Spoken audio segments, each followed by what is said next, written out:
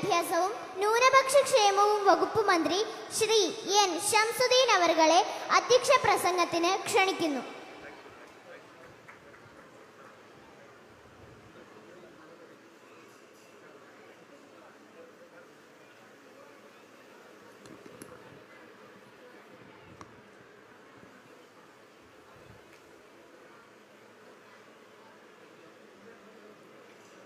വളരെ മനോഹരമായ സംസ്ഥാനതല സ്കൂൾ പ്രവേശനോത്സവത്തിൻ്റെ ഈ ചടങ്ങ് ഔപചാരികമായി ഉദ്ഘാടനം ചെയ്യുന്ന കേരളത്തെ ഒരു പുതുയുഗത്തിലേക്ക് നയിക്കാൻ കാലം നിയോഗിച്ചിട്ടുള്ള പ്രതിഭാധനനായ കേരളത്തിൻ്റെ മുഖ്യമന്ത്രി ശ്രീ VD സതീശൻ അവർകളെ, അതുപോലെ തന്നെ ഈ ചടങ്ങിൽ സംബന്ധിക്കുന്ന പ്രിയങ്കരനായ ഈ പ്രദേശത്ത് നിന്ന് നിയമസഭയിലേക്ക് തിരഞ്ഞെടുക്കപ്പെട്ടിട്ടുള്ള നമ്മുടെ ആരോഗ്യ ദേവസ്വം വകുപ്പ് മന്ത്രി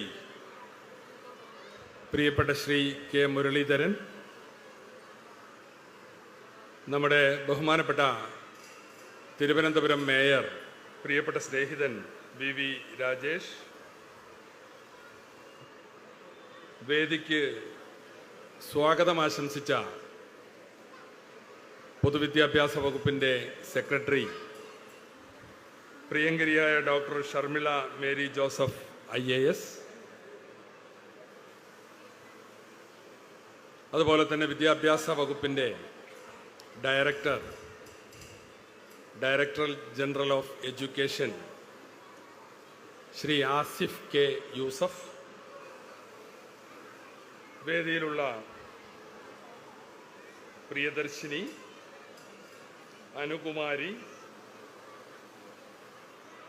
ചെമ്പഴന്തി ഉദയൻ, അതുപോലെ തന്നെ രേഷ്മ, ജയപ്രകാശ്, സുപ്രിയ, വിവേകാനന്ദൻ, B അബുരാജ്, ശ്രീ K അൻവർ സാദത്ത്, പ്രമോദ്, ജിനീഷ് കുമാർ, ഷിബു, ശ്രീ സന്തോഷ്, ഷൈൻമോൻ, ഷാജിദ, ശ്രീമതി നവീന, ശ്രീജ ഗോപിനാഥ്, അജിത, ഗീത നായർ, നജീബ്, ബിജു, ലീനാദേവി, ശ്രീമതി ഗീത, K ലൈലാസ്, സജീവ് കുമാർ, അജിത് കുമാർ തുടങ്ങി വേദിയിൽ സന്നിഹിതരായ വിശിഷ്ട വ്യക്തിത്വങ്ങളെ, സർവോപരി ഇന്നത്തെ വിശിഷ്ടാതിഥികൾ എന്ന് പറയുന്നത് കേരളത്തിൽ പുതുതായി വിദ്യാലയ പ്രവേശനം നേടിയ 3,14,000 വിദ്യാർത്ഥിനികളാണ്. അവരുടെ പ്രതിനിധികളായി നമ്മുടെ ഈ പട്ടം ഗേൾസ് സ്കൂളിൽ പ്രവേശനം നേടിയ പ്രിയപ്പെട്ട കുരുന്നുകളായ പ്രിയപ്പെട്ട കുട്ടികളെ, വെക്കേഷന് ശേഷം സ്കൂളിലേക്ക് കടന്നു വന്ന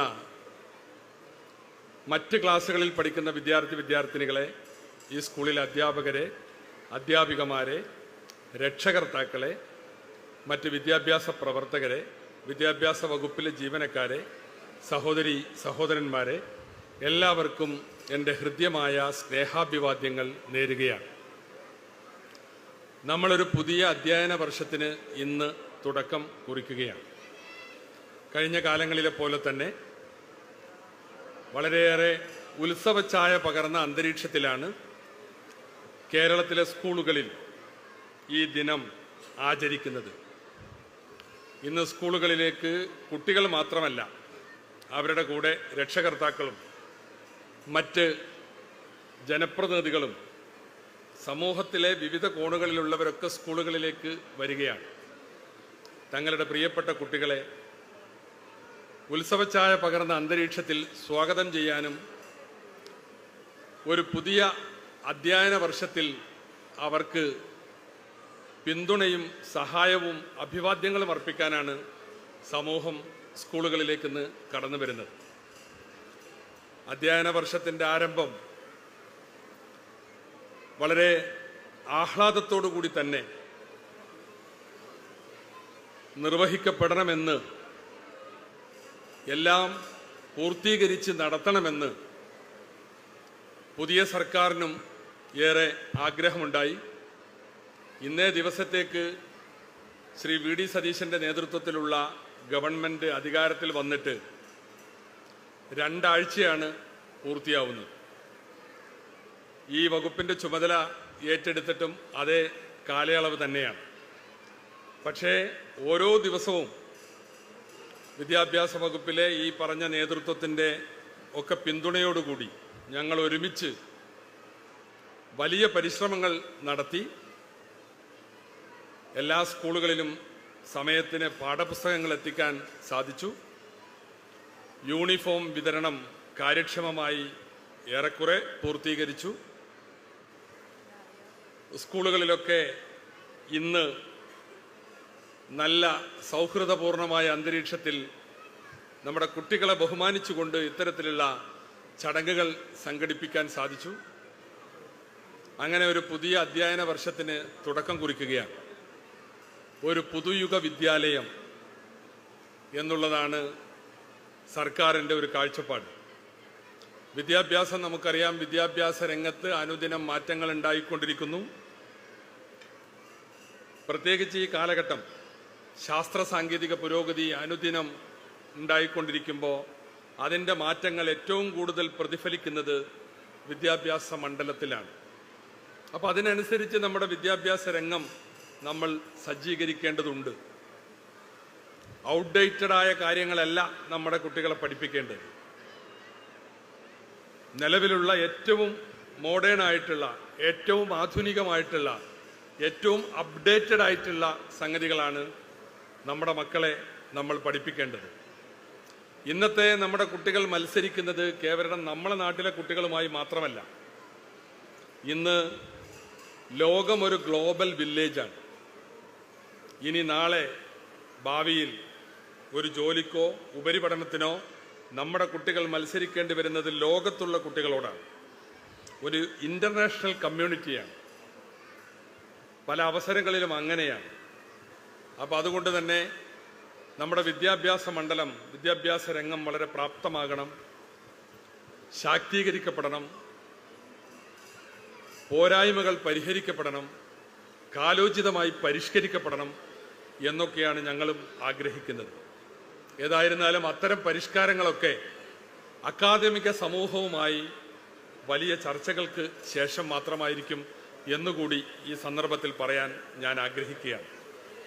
ഇവിടെ ഇന്ന് കടന്നു വന്ന നമ്മുടെ കുട്ടികൾ അവരൊക്കെ വലിയ ആവേശത്തിലാണ്. ഞാനിപ്പോൾ നേരത്തെ വന്ന് ഇന്ന് പ്രവേശനം നേടിയ, ആദ്യമായി സ്കൂളിൽ പ്രവേശിക്കുന്ന കുട്ടികളെയൊക്കെ കണ്ടു.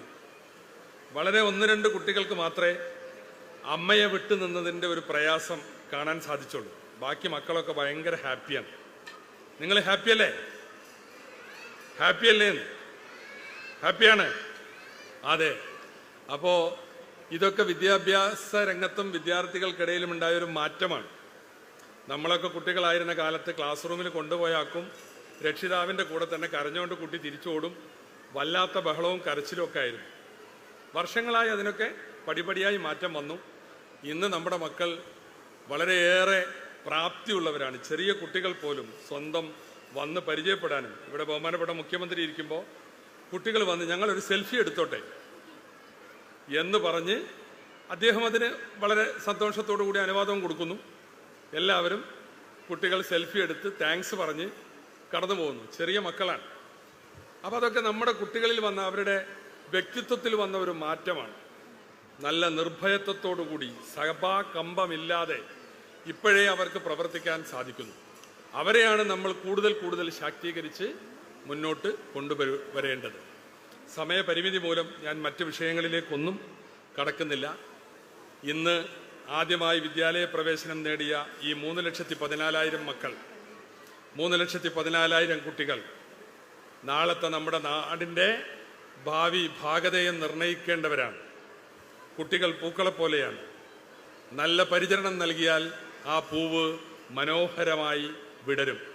അപ്പോൾ ഈ പൂക്കളെ, ഈ കുട്ടികളെ, ഇത് ഞങ്ങൾ ഇവിടെ ഇപ്പോൾ പങ്കെടുത്ത ഈ കുട്ടികൾക്ക് മാത്രമല്ല, ഇത് ദൃശ്യങ്ങളിലൂടെ കാണുന്ന കേരളത്തിലെ ലക്ഷക്കണക്കിന് കുട്ടികളെ നമ്മൾ പൂക്കളായി കണ്ട് പരിപാലിച്ച് നല്ല രീതിയിൽ വിടർന്ന് മണം പരത്തി സുഗന്ധം പരത്തി പരിലസിക്കാൻ നമ്മൾ അവസരമുണ്ടാക്കി കൊടുക്കണം.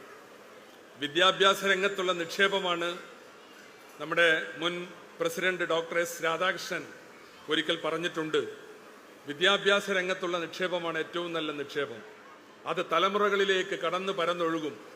നമ്മളൊരു റോഡ് പണിതാൽ, ഒരു കെട്ടിടമുണ്ടാക്കിയാൽ, ഒരു പാലം പണിതാൽ അതിന് നിശ്ചിതമായ കാലാവധിയുണ്ട്. പക്ഷേ ഒരു വിദ്യാഭ്യാസ രംഗത്തൊരു നിക്ഷേപം നടത്തിയാൽ അതിൻ്റെ ഗുണം തലമുറകളിലേക്ക് കടന്നു പരന്നൊഴുകുകയാണ്. ഏറ്റവും നല്ല ബെസ്റ്റ് ഇൻവെസ്റ്റ്മെന്റ് വിദ്യാഭ്യാസ രംഗത്തുള്ള ഇൻവെസ്റ്റ്മെന്റ് ആണെന്ന് ഡോക്ടർ എസ് രാധാകൃഷ്ണൻ ഒരിക്കൽ, അധ്യാപകനായ നമ്മുടെ മുൻ പ്രസിഡന്റ് ഒരിക്കൽ അഭിപ്രായപ്പെട്ടു.